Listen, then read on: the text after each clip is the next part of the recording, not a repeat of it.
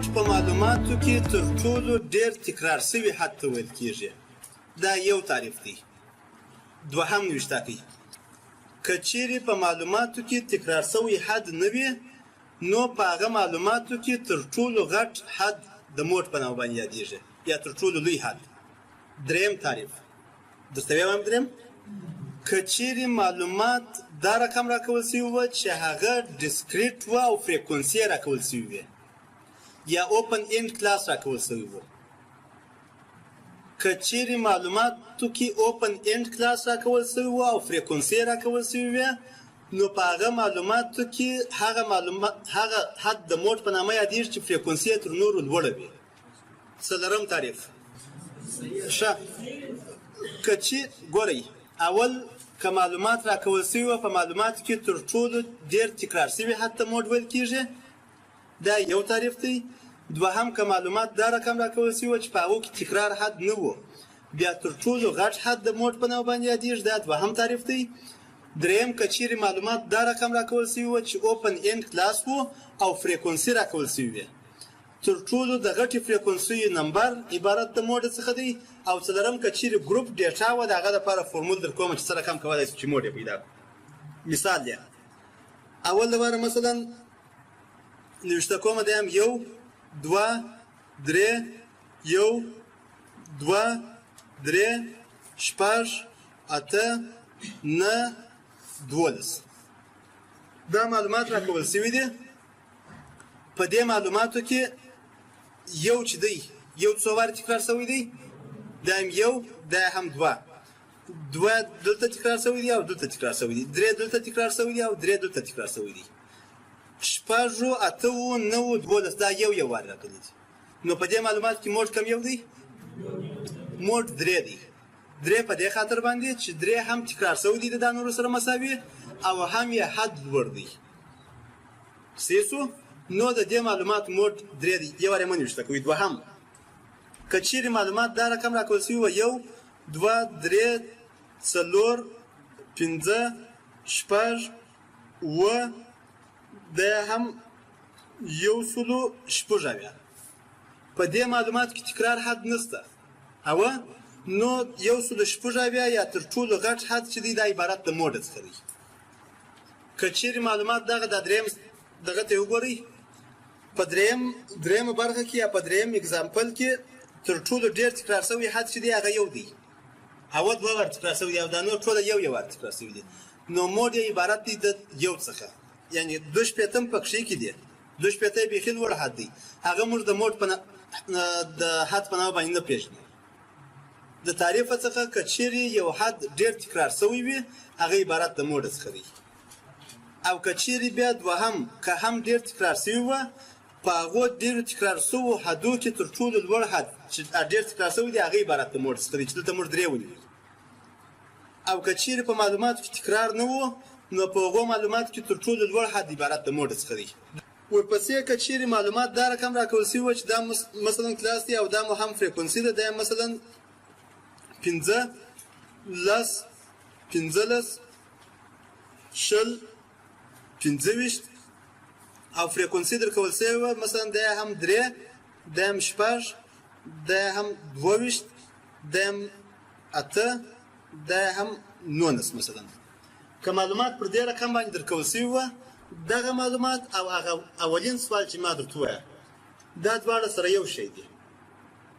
په دې خاطر باندې سره یو شی دي چې په دې ځای کې کلاسونه جوړ شوي دي او په هغه ځای کې دغسې عادي ډیټا یې درکړې وه د سره منظمه شوې نه وه. نو په دې ځای کې دغه 22 چې دلته راغلي دي دغه 22 دا فریکونسي چې 22 ده 22 چې فریکونسي راغلې ده دا معنی چې یعنې دا 15 چې دی دا 22 وارې تکرار شوی دی. اوه فریکونسي که ستاسو په یاد وي موږ په هغه ورځ باندې ویله چې مال په فزیک کې تعریف دغه شی دی چې وایي د وخت په واحد کې د اهتزازونو شمېر ته فریکونسي ویل کېږي. اوه په دې ځای کې بیا هر څومره چې ډېر تکرار شي دغه د تکرار عبارت د فریکونسي څخه دی. دغه د 15 چې دی دا 3 وارې تکرار شوی دی دا 6 وارې تکرار شوی دی 15 22 وارې تکرار شوی دی اته دغه شل اته وارې تکرار شوی دی او 25 19 وارې تکرار شوی دی. نو موږ وایو چې موډ څه دی موډ څو دی دلته 15 دی 22 نه دی 22 وارې تکرار دی. موډ یې عبارت ده 15 څخه دی او د موډ د پیدا کول لپاره دغه څخه ام او څخه استفاده کوو موډ مساوي کیږي په دلته 15 باندې که چیرې معلومات دا رقم راکول سوي وه چې هغه ګروپ ډیټا وه کلاسونه جوړ سوي وه لکه په هغه ورځ باندې چې موږ وویله مثلا دا معلومات راکول سوي دي اکس د 0 څخه تر 10 پورې د 10 څخه تر 20 پورې د 20 څخه تر 10 پورې 10 څخه تر 40 پورې د 40 څخه مثلا تر 50 پورې او فریکونسي په دې ځای کې راکړې ده دم 4 دم 8 دم 10 دم 14 د هم 18 دا سوال به یو وار حل کوم برابر بیا نشته کی سم ده ښه کچيري معلومات دا رقم راکول سی و چې دغه کلاسونه په شکل جوړ و او دا کلاسونه مو تاسو ول چې سره رقم جوړیږي بیا درته وایم که معلومات داس راکول سی و چې دا کلاسونه په شکل جوړ سی دي او دا فریکونسي دي په دې ډول معلومات کې موډ په هغه کلاس کې دی چې دا غو فریکونسي تر ټولو لوړه وي نو په دې ځای کې 4 8 10 14 او 18 د 10 فریکونسي دا تر ټولو لوړه ده صحیح دی نو موږ وایو چې موډ چې دی هغه په دغه کلاس کې دی دا نه وایو چې دغه موډ دی یا شل موډ دی یا 10 موډ دی موږ وایو چې موډ په دغه کلاس کې موجود دی په دې کلاس کې چې موجود دی هغه ایگزیکټ د موډ حد چې موږ پیدا کوو غواړو چې پیدا کوو داغه لپاره فورمول نوشته کوي دا مساوي کیږي په ال جمع اف ام منفي اف یو تقسیم پر 2 اف ام منفي اف یو منفي اف 2 ضرب اچ نوشته فورموله اف ام چې دی اف ام هغه فریکونسي ته ویل کیږي چې موږ تاسو د موډ په نامه باندې ولې ده او په دې ځای کې اف ام مساوي په څو ده په دیش باندې اف ام مساوي کیږي په دیش باندې ورپسې اف یو چې دی اف یو د دغه اف ام څخه یو فریکونسي مخته سری اتلیسو ال چې دی د شلو د دیشو په منځ کې کوچنی کلاس یا کښته حد لور لیمیټ او اچ چې دی دا د شل او د دیش ترمنځ دغه فاصله عبارت د اچ څخه ده ورپسې اف 2 چې بیا دی په دې ځای کې اف 2 مسته اف 2 بیا یعنی دغه اف موډ د فریکونسي څخه یو فریکونسي وروسته دا د اف 2 په نوم باندې یادېږي اول د واره موډ چې پیدا کوو موږ کوو چې موډ په دا کلاس کې دی دا معنی چې په دې کلاس کې څو د دې کلاس لور لیمیټ څو دی شل نو ال مساوي کیږي په شل باندې ورپسې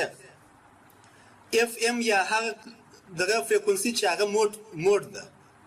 صحیح دی هغه څو ده اف ام دا مساوي کیږي په دیش باندې دا اف ام دا مساوي کیږي په دیش ورپسې اف یو یعنی دغه فریکونسي یا دغه اف ام فریکونسي څخه یو فریکونسي مخته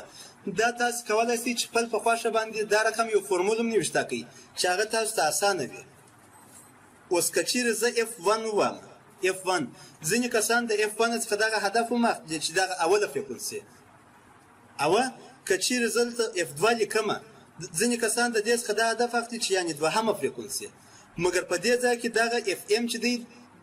دا مو د موډ فریکونسي څخه د F1 یعنې د دې څخه یوه فریکونسي مخته او F2 یعنې د دې څخه یوه فریکونسي وروسته زه دا هدف ځنې اخلم صحیح دی نو FM مساوي کیږي په دیش باندې F1 دا مساوي کیږي په څو په 8 باندې ورپسې F2 دا مساوي کیږي په څو په 14 باندې او H مساوي کیږي په څو په 10 باندې H یعنی د شل او د دیش ترمنځ دغه فاصله یا د فرق او اوس دغه فورمول ته راچولای شي حلولای شي او شپږویشت اشاریه یو او اوس دا شپږویشت اشاریه یو دا چې موډ سودا په دې خاطر باندې موډ دی چې موږ وایو چې موږ په دغه ساحه کې دی چې فریکونسي تر ټولو لوړه ده او په دې ځای کې موږ نو وایو چې یا شل موډ دی یا دیش موډ دی دغه شل او د دیش ترمنځ دغه موډ موجود دی هغه د شپږویشت اشاریه یو کېږي تقریبا د دې لپاره چې د ګراف په شکل باندې موډ پیدا کړو اول د واره هیستوګرام رسموي هیستوګرام موږ په هغه ورځ باندې وایو چې څه رقم رسمولای شو ټوټل معلومات د څو څخه شروع دي موډ د دې لپاره چې موډ پیدا کړو د موډ د پیدا کول لپاره اول د څو څخه شروع کیږي دا ساحه څو دي په سوال کې شو ورپسې څو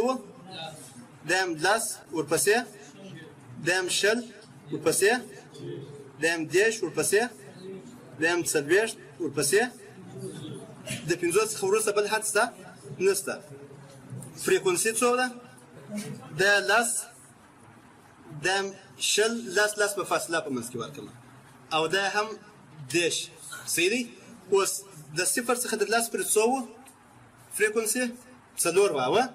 د صفر څخه تر لس پورې څلور تقریبا دغه ساحه راځي پر دې رقم باندې دا به ورسره رسم ورپسې د لس څخه تر شل پورې څو ده اته دیم د لس څخه تر شل پورې تقریبا دا ساحه به راځي ورپسې د شل څخه تر دېرش پورې څو ده دېرش ده صحیح دی دیم دا ورپسې د دېرش څخه تر څلوېښت پورې څو ده شپاړس تقریبا دا ساحه راځي دیم دا ساحه ورپسې د څلوېښت څخه تر 50 پورې څو ده دیم د څلوېښت څخه تر 50 پورې اتلس تقریبا دا ساحه راځي دیم دا ساحه تقریبا صحیح دی اوس د دې لپاره چې موږ تاسې موډ پیدا کړو په دغه غټه فریکونسي موږ وایو چې موډ پکښې کې دي په دې فریکونسي کې دغه نقطه او دا نقطه راوړو د دغې نقطې سره یې وصلوو د دې نقطې سره او دغه نقطه چې ده دا نقطه راوړو د دغې نقطې سره یې وصلوو دلته په دا منځ کې یو د تقاطع نقطه پیدا کېږي هغه د تقاطع نقطه راکښته کوو دلته ډایرکټ پر هغه نمبر باندې راځي چې تاسو ویل 0.1 باندې دې ځای پورې دا پر 0.1 باندې راځي نو بیا دا موډ چې څو موډ د ګراف په شکل باندې او تا چې د هیستوګرام پوښتنه وکړه ورورکه ته هیستوګرام پر دغه رقم باندې رسمیږي